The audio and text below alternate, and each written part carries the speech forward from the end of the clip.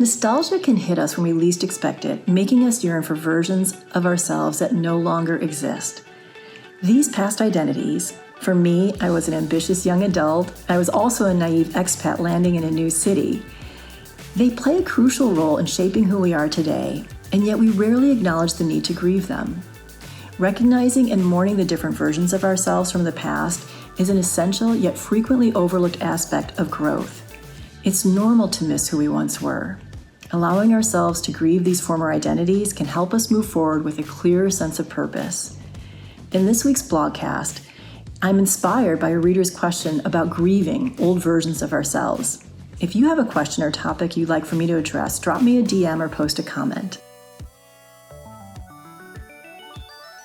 Hey everyone, I'm Laverne McKinnon and welcome to the Moonshot Mentor blogcast, where I provide tools and insights to support your career growth, including grief work. Unprocessed grief leads to a loss of resiliency. Resiliency is a critical element to long-term career success.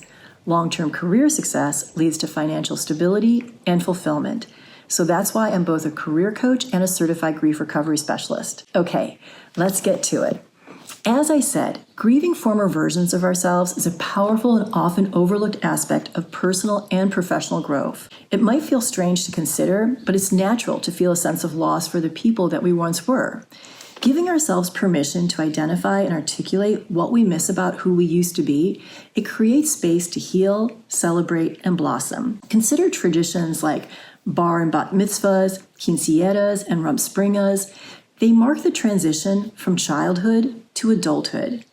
Now, these rites of passage create a structure to release what no longer serves us and provides a framework to embrace a new identity as an adult. So there's a rich opportunity to adapt these types of rituals to mourn previous identities so we can acknowledge our growth and accept our past decisions and move forward with a clearer sense of purpose. Whether it's because of jobs ending, careers completing, promotions, or pivots, creating a ritual can help you find peace in who you are or who you're becoming. So these identity shifts, they can happen in a flash or gradually over time. We change, and the person we were no longer exists. Sometimes the change is a relief and is embraced wholeheartedly.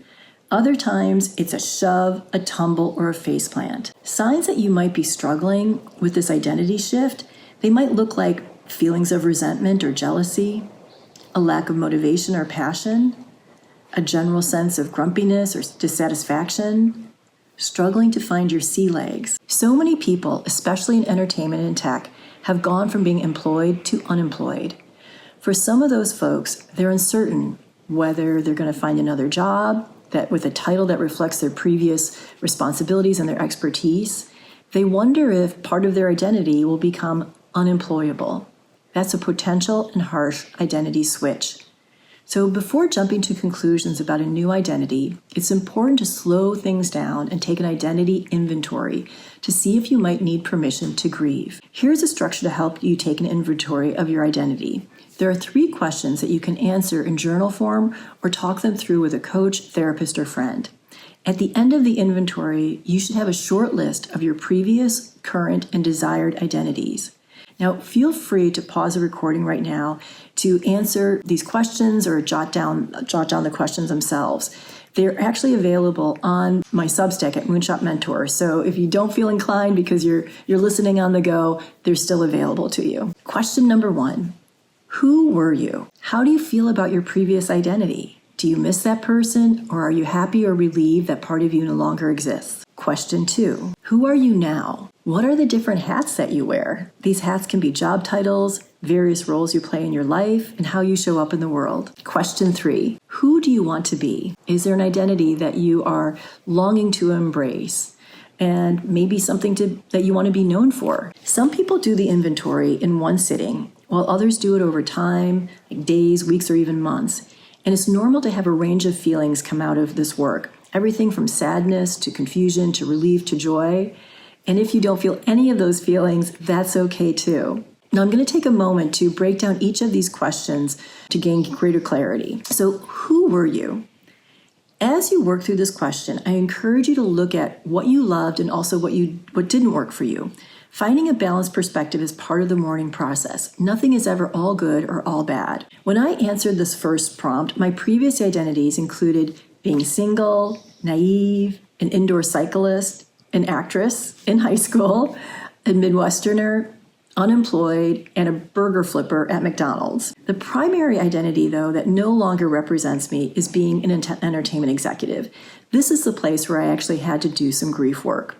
What I miss about that version of myself is a sense of belonging I had from working with the same group of people day in and day out over a long period of time. I love being united in a shared vision and holding many collective values like ambition, creative excellence, and laughter. Being an entertainment executive was also tied to having influence and that people naturally respected my role.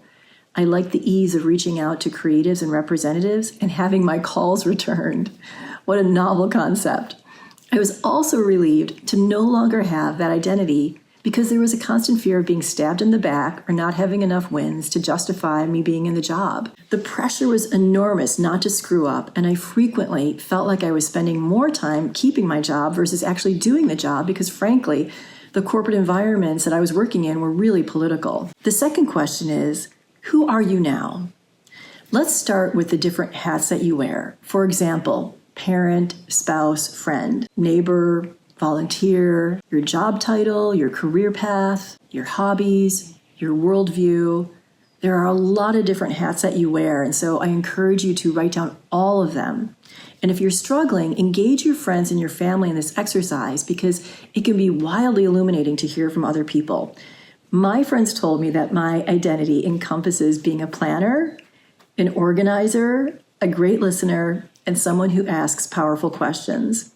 One very honest friend also told me that part of my identity was being demanding and rigid. It was hard to hear, I'm not going to lie, but I appreciated her straightforwardness. After you've written down these various identities, take some time to prioritize them.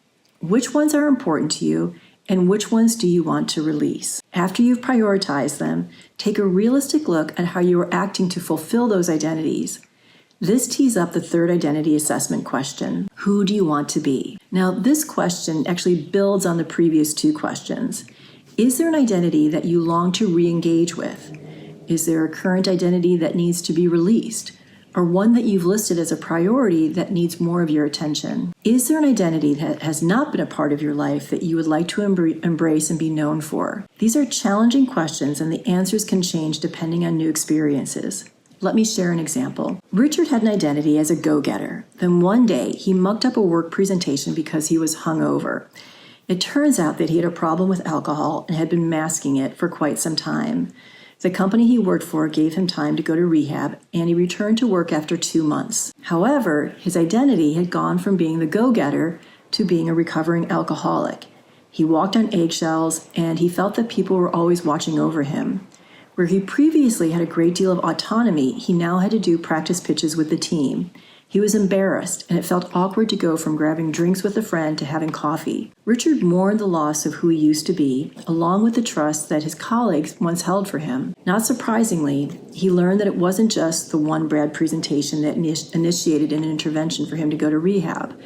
Other parts of his identity that came to light included being arrogant and domineering. He had thought of himself as a charming alpha male. When he conducted the inventory of current identities, which paralleled work he was actually doing in Alcoholics Anonymous, these were the identities he listed: creative executive and film producer, Ivy League graduate, basketball fan, poker player, cigar lover, hard worker, smart, cutthroat, husband, best friend, and recovering alcoholic. In reviewing the list, Richard realized he missed being a go-getter, but didn't love that it made people see him as a dick. Through therapy, coaching, attending AA meetings, and working with his sponsor, he chose to release and mourn that identity of being a go-getter. With difficulty, he chose to put being a recovering alcoholic at the top of the list of priorities. While he didn't like it, he understood that maintaining his recovery was critical to retaining his identities as a creative executive, husband, and best friend. Over time, and through the positive work he did with his AA sponsor, Richard chose to make being a mentor a part of his identity. He started to advocate for others and encourage the coordinator in his company that he worked at And as a result, he began to feel less tied to other parts of himself. Now let's explore rituals to grieve parts of yourself that you want to release or it's time to let go of. I'm going to continue to use Richard as an example here. He wanted a one-time symbolic ritual to say goodbye to his go-getter identity and all that it represented. He also wanted to acknowledge to the people in his life that he took responsibility for his words and actions that had been hurtful to others, even though it was not his intent. He invited his coworkers, his family and friends to a ceremony at a public park. He asked them to write down words, sentences, or phrases that reflected both the positive and the negative aspects of him being a go-getter. He gave them pieces of paper and pens to write with, and when they were finished, he asked for permission to read what had been written out loud. Almost everyone agreed. Richard then burned the pieces of paper at a barbecue at the park to symbolize the release of the go-getter identity, both the good and the bad. Once the papers were all burned, he pulled a silly elephant hat out of his backpack and put it on. Richard wanted to bring levity to the ceremony because humor is one of his core values. He then explained that elephants represent both strength and compassion. They are known for their immense power and their physical strength, making them symbols of resilience and endurance. At the same time, they display remarkable empathy, social bonds, and gentle behavior, often caring for their young and other members of their herd. Being an elephant was the identity Richard would embrace and endeavor to embody. Conducting the ritual was a powerful tool to help Richard grieve. Rituals provide structure, meaning, and a sense of community, whether through daily routines, annual celebrations, or life-changing ceremonies. Rituals also mark important transitions and reinforce values and identities. Like Richard, you can design your own ritual. It can be done solo or with a group, as a one-time event or regularly. Rituals typically involve actions performed in a specific order and carry symbolic meaning. Find mementos of a previous version of yourself. It could be tchotchkes, photos, sweatshirts, hats, etc. Create a shrine or bury them depending on your relationship with that identity. Another idea is to carve out an hour to write down memories about a part of yourself that you miss. The memories could be happy or sad. Once you've completed the writing part of it, print the paper and find a sacred spot for it, or you can burn it with the intent of the energy to be reunited with the earth. With any ritual, make sure that the last action you take is to say out loud, "I am complete." Rituals are a powerful way to acknowledge loss and give structure to mourning. Okay, bottom line, as we journey through our personal and professional lives, it's crucial to acknowledge and honor the identities we've shed. This process of grieving former versions of ourselves allows us to reflect on our growth and recognize the multifaceted nature of our experiences.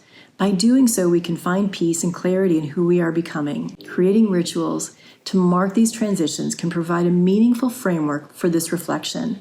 Whether it's a formal ceremony or a personal moment of contemplation, these rituals help us release past identities and embrace new ones. They offer a way to celebrate our evolution and acknowledge the lessons we've learned along the way. Remember, the act of grieving and celebrating former identities is not a sign of weakness, but of strength. It shows a deep understanding of the complexity of our journeys and a commitment to continual growth. By honoring our past selves, we pave the way for a future filled with purpose and authenticity. Okay, that's it for this week. Next week, I'll be sharing what it's like when taking a job out of sheer desperation only to feel unfulfilled and stuck. If this is you, you're not alone. Many of us make decisions from a place of desperation, thinking it's the only option. But what if there was a better way? In next Monday's blogcast, I'll explore how values can guide your choices, helping you move from desperation to empowerment. Now, before you go, please do rate and review this blogcast. It's immensely helpful to me, and it will support my work and grow the Moonshot Mentor community. Now, remember to head over to Moonshot Mentor on Substack to see today's questions and for additional journal prompts to help you deepen your work with identity assessment frameworks. You can also visit me at moonshotmentor.com, where you can find links to all of my social and how to work with me. A very big thank you to Lynn Chen for the video and audio editing. You can find her on social at Ms. Lynn Chen. And thank you so much for tuning in, and I will see you next week.